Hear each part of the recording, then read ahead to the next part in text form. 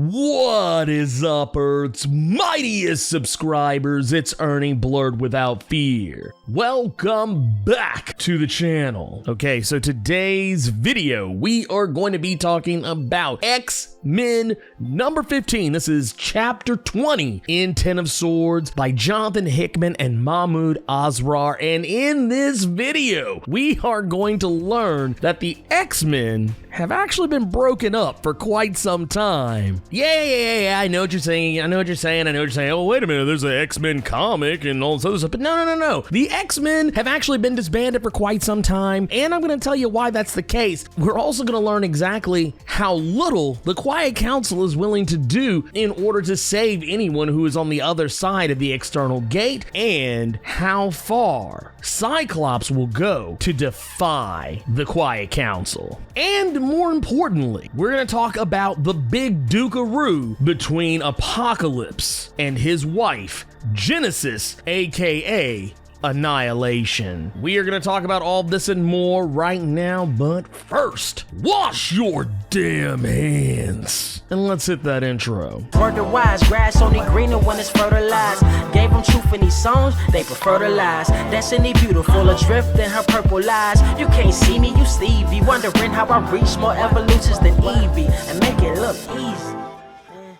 Okay, so since the last time we left off, we're going to kind of talk about Cyclops here for a good chunk of this video, so I apologize if you're not a Cyclops fan. If you're a Cyclops hater, I just don't know what to do for you. But the thing is that Cyclops had a lot on his mind in 10 of Swords, more specifically Cable number 6. We are now finally kind of getting to delve into a little bit more of what's going on in the head of Cyclops, because he is not okay with any of this. He hasn't been okay with any of this since the jump. The whole idea of the 10 of Swords contest, his son Cable being conscripted into this contest, and now knowing what has happened, or at least a little bit of what has happened to his son from the future, he is upset. And to look at Cyclops, you would probably think otherwise, because he looks like he's as calm as a coma, but he is not. On the inside, he is unraveling, and he is ready to act, because you got to remember that Cyclops has been the stalwart leader of the X-Men. He has been one of the driving forces, the heart and soul, if you will, of the X-Men for a long time. Ever since X-Men number 1 in 1963. It just is what it is. You can't expect Cyclops to be any lesser than that. Get the idea of the old 1990s animated series, whatever, Cyclops, out of your head. Rest in peace to Norm Spencer. Big ups to him and all that. But that version of Cyclops is not the Cyclops we had from the comics. So a lot of people have this really weird misrepresentation of what he's actually like. Cyclops is a do dirt,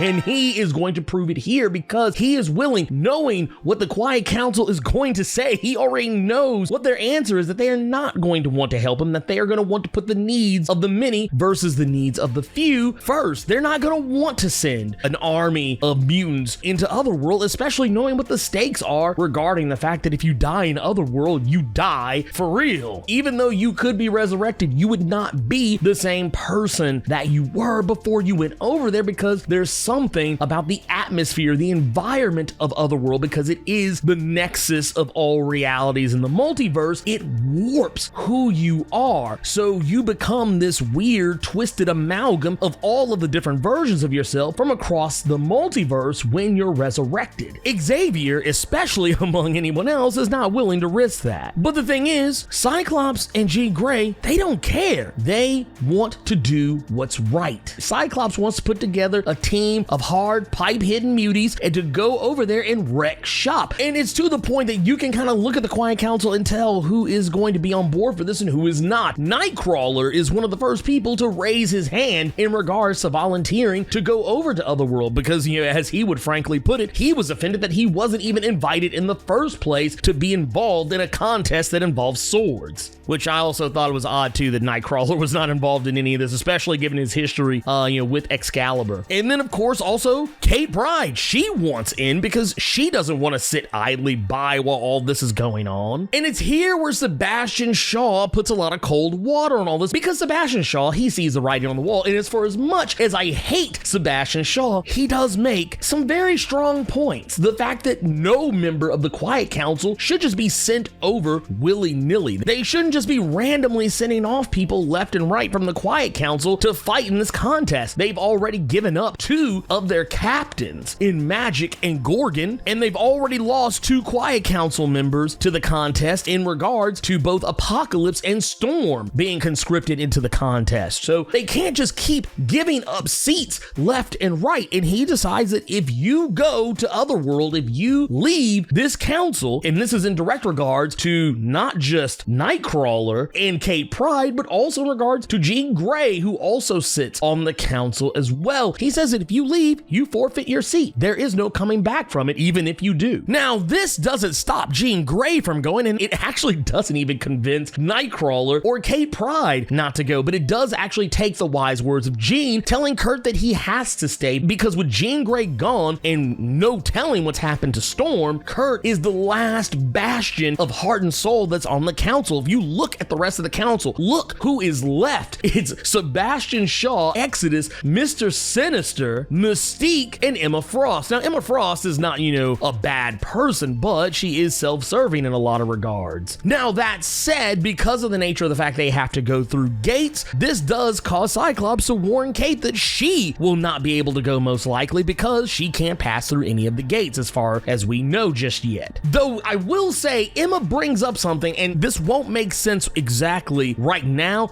but it will make sense a little later. The fact that Emma says you shouldn't lie to Kate like that, you basically give him telling her that they're going through the gate. This will all be explained later, and you could probably already figure out now, but just know they're not going to use a Krakoan gate to get to where they're trying to go. But this keeps Kate out of harm's way because they literally just got her back. But Emma says she will go in Kate's place. She says this not out loud, but she says this telepathically, and then vocally says, kind of asking, do you want me to come along? To which Cyclops, he says back to her telepathically that we both know you can't do that. You're gonna have to stay. You have far too much to lose from a monetary standpoint and from a power standpoint. You stand to lose too much if you give up your seat. So no, he's not gonna ask her to go. He just simply says that no, you have to stay. Since Emma can't go, she's gonna offer up the Stepford Cuckoos instead, which to some of you may not realize, that's actually a big move for Emma because she cares about the Stepford Cuckoos a great deal. So she would not send them willy-nilly to a place where they could die and come back irrevocably changed without some forethought put into that. Now, another thing that comes up as a result of this is that Exodus brings up the idea of what happens if you fail. We have to open the external gate and then leave it open. So that basically opens the door to invasion. So if you go over there and succeed, fine, but what if you do fail? We leave the gate open and we get invaded all the same. Something even Mystique has to agree with, and so does Sebastian. And you notice here that the same people are raising their hands that have been raising their hand in the previous vote about people losing their Quiet Council seats. It was Xavier, Magneto, Sinister, Exodus, and Mystique, as well as Sebastian Shaw, who raised their hands. And this time, it's no different. It's the same people. But one thing I do find interesting here is that Marvel Girl, Jean Grey, she raises her hand and votes as well that, yeah, the gate should stay closed behind them. It should not be kept open for whatever reason. And she's even one of the people going over there. So it kind of puts this weird dynamic on it that I think is really cool. It's kind of showing that even in, walking away from the council, even in, the current status of the council, Jean Grey still believes that Krakoa should not be risked for what they're about to do. Now, there's some really cool and interesting dialogue that's going to go on between Xavier and Cyclops, talking about how, Xavier believes that he can't just give up Krakoa just because a few mutants are gone. He can't even think about just a few mutants. He has to think about the many versus the few or the one. And Cyclops says that, yeah, he gets it, but that doesn't change how he feels. He has to do things differently because that's how he was raised. That's how Xavier brought him up and taught him to be a hero, to step up for those who cannot fight for themselves, even if they don't give a shit about you. At the end of the day, Cyclops was raised to be a hero. He was taught to be a hero. He is essentially, for all intents and purposes, think of it however you may wish, he is kind of the Captain America of the X-Men. He's the guy that people look at, and when they see him standing on the battlefield, it gets them hyped. They're ready to throw down. Cyclops has the charisma and the ability, whether you may realize or not, to command an army, to command the loyalty of so many people. What Cyclops reminds Xavier is that, yeah, you formed the Quiet Council to govern all mutants, to govern Krakoa, but at the end of the day, the X-Men are its heroes, and that regardless of whatever happens, we're going to do whatever it takes to get the job done. We don't care care about this governing body. We don't care about this council. What we care about is saving lives of our people, not debating over it. Something that even Xavier has to recognize, even though he disagrees with Cyclops and he knows he can't make that decision for himself, Xavier even has to give a smile, seeing the man that he has raised Cyclops to become, to see him taking a stand, to not just kowtowing and bowing down to the will of the Quiet Council, that Cyclops is going to do whatever it takes. And that's something that, like, for me, as a huge Cyclops fan, regardless of what the haters may say, regardless of the people who didn't read the comics and only watched a cartoon back in the 90s may say, I'm here to say that Cyclops is that dude. Don't sit here and think that, he's some wuss who just was always letting Wolverine punk him out. That is not the case. Cyclops has put paws on Wolverine on more than a few occasions, and I'm not talking about the ones they do up at the summer house on the moon when Jean ain't around. Even Magneto has to put some respect on Cyclops' name for this. But what actually comes out of this, the reason why all this comes up and why it's actually important to discuss in all this is because of the fact that we learn in some of the briefings for this comic, the X-Men are not necessarily an official title anymore. The X-Men have actually been disbanded since Krakoa began. There are no X-Men. The X-Men don't exist. Matter of fact, it even says here, at the formation of the Quiet Council as the ruling body of Krakoa, the divisions of mutantdom of society were baked in to permit the naturally occurring fractures of competing ideologies. The X-Men aren't some kind of thing in an official capacity. The only official capacity working body that works as an actual strike team the way the X-Men used to is the Force Protocol, which is a reference to X-Force, which work as the mutant CIA of Krakoa. That's the only official working mutant body, even though, yeah, technically we have comics that say X-Men, X-Force, X-Factor, Marauders, this, that, and the other. They're technically just names. They're not actually sanctioned bodies. The Marauders aren't even an official capacity. They're operating as a black op. Even X-Factor, even though technically they're called X-Factor, but they are more of an investigative group that's just kind of loosely put together to check in on things. Like, they basically started this off as kind of a one-off, and then people just started asking them to find their loved ones, so that's kind of how that played out. But yeah, when you get down to it, yeah, the X-Men, they're not a thing. Only X-Force officially exists in any capacity to work as a strike team. And they even go on to say that it is a suggestion of this body, when this body they're referring to the Quiet Council, that the familiar moniker of the Xavier School should be eliminated. This council sees no need and only potential complications in the continued acceptance and use of the name X-Men as an active term implying agents of mutantdom. And they say that it is in the best interest of Krakoa and all mutants if only the authority and higher representation rests entirely with the Quiet Council. This is delicate work we do. We cannot afford the slightest societal crack. So from this day forward, the X-Men are no more. They even have a note towards the bottom that says the familiarity of the term X-Men makes its use unavoidable, as it is often freely, though incorrectly, interchanged with the term mutant, especially among human allies and adversaries. Now, I want to interject something real quick. This is actually also a commentary on how the readership views the X-Men. It's one of those things that, and I've even been guilty of it, that a lot of times instead of saying mutants or like even another team, even in regards to another team, I just often refer to them as X-Men for shorthand, because typically most mutants, I mean, not all mutants, but most mutants are, or typically tend to be, X-Men, and or a lot of times are derivative of the X-Men. And especially since this whole Krakoa thing kicked off, it kind of just seemed like, well, all the mutants are on the island together, good or bad, and maybe they're just all X-Men now. But that's actually not the case. And they say sometimes this can be used to add a patina of mutant nobility to an individual who is already part of a noble race. It is therefore, in the short term, best practice to simply ignore its usage while we transition away from the old models of celebrated mutant paragons. Which is basically to say that, yeah, the X-Men are great. They're amazing. However, we need to let that shit go. Now, once again, this doesn't mean, oh, they're canceling all the X-Men books. They're not canceling X-Men books. They literally just announced the Reign of X to follow up, Dawn of X and Ten of Swords. So they're not getting rid of it. It's one of those things that I think we really kind of need to take a deep, look at, when we think about how we, use, those call signs like, X-Men, X-Force, so on and so forth. So yeah, technically from a story storyline and canonical standpoint, the X-Men no longer exist. From a readership standpoint, the X-Men do exist because they still have a comic, but for all intents and purposes, in regards to Krakoa, the X-Men are not a thing, just X-Force. Everybody else is just operating on their own. Now that that's said, let's switch over to what's going on back on Otherworld regarding Apocalypse and Genesis, because last time we looked, Genesis and Apocalypse were fated to take on each other for it all. Everything had been settled with Gorgon facing off against the White Sword and evening the odds 19-19. With that aside, the brawl for it all, everything rests on the shoulders of Genesis and Apocalypse now. Now, one of the things that I kind of expected here was that Apocalypse was not going to want to face Genesis while she's wearing that Annihilation helm, not because he's afraid of the Annihilation helm, but because if he is going to fight the woman that he loves,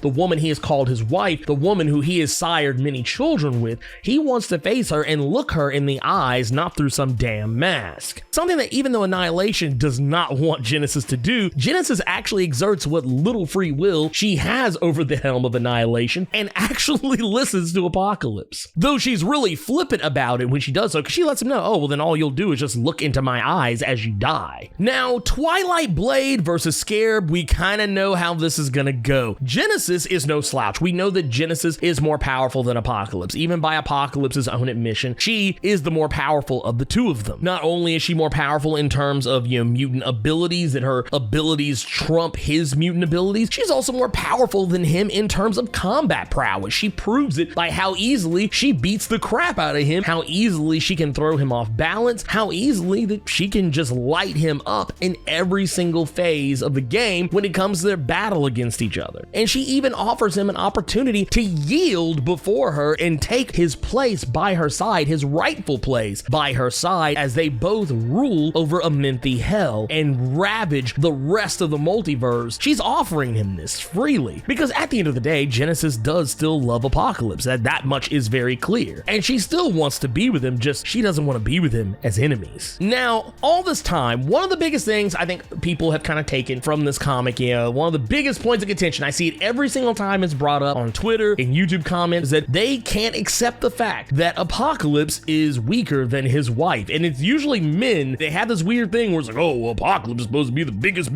baddest bad of ever there was. And it's one of those situations where I feel like you are still living on old information. It's one of those things where I always tell people, whenever you are presented with new evidence, new facts that are being presented to you in a way that lets you know, hey, this is the new status quo going forward. I mean, yeah, you could deny it, but yeah, it just seems like it's a waste of energy. There were some dudes that literally just got triggered at the idea that Genesis was more powerful than him and that she owned it. Like, they were just getting in their feelings. I'm talking about their bussies were sore over it. But the thing is, there's different types of strengths, and I think people just need to understand that. And this is why I always say, when people talk about, oh, well, who would win in a fight between so-and-so and so-and-so? Anybody can beat anybody if the circumstances are laid out just right. How many times throughout, the last 75 years have we seen characters who we were told were supposed to be the most powerful end-all be-all of anything, and then they wound up getting beaten by guys who were less powerful than them? This is comic books, for Christ's sakes. And guess what? It happens here too, because despite the fact that Apocalypse is weaker than Genesis in all facets of the game, the one place that he is actually stronger than her is with his willpower. His will to overcome the odds, his will to not just give up even when he knows he's defeated. That's an area where Genesis doesn't have him, and he uses her hubris and her cockiness against her, and he slashes Genesis through, leaving her in a bloody heap, and Genesis begging him to finish her off because she doesn't want to live through the shame of losing this fight. She doesn't want to be spared. And Apocalypse, he doesn't want this to be the end, because shame isn't going to be her dying at his hands or being spared. The shame would be for Apocalypse to let it end this way after everything he's been through, after all the warring, after all the scheming, the plotting, everything, all of this meticulous planning he's been doing for centuries, for thousands of years. It would all be wasted if he just killed her right here and right now after trying so hard to get back to her. Now, on the other end of this, Saturnine, because of course she wants her fight to the death and she doesn't want to be denied it. And it just so happens that she won't be, because the Helm of Annihilation does not want to lose. The Helm of Annihilation did not ask to be taken off, and the Helm of Annihilation, as we have learned in the past, controls its wearer, regardless of whether or not they're actually actually wearing it at the time, and he commands Genesis to put the helmet back on, and when she does, her wounds are 1000% healed, and she is now reinvigorated with a menthy power. And kind of actually echoing a line from the MCU with the Black Panther movie, which I thought was kind of a weird choice, but I do find it no less funny. Annihilation basically pulls a T'Challa, basically saying, hey, I haven't yielded, I'm not dead yet, and I have not yielded.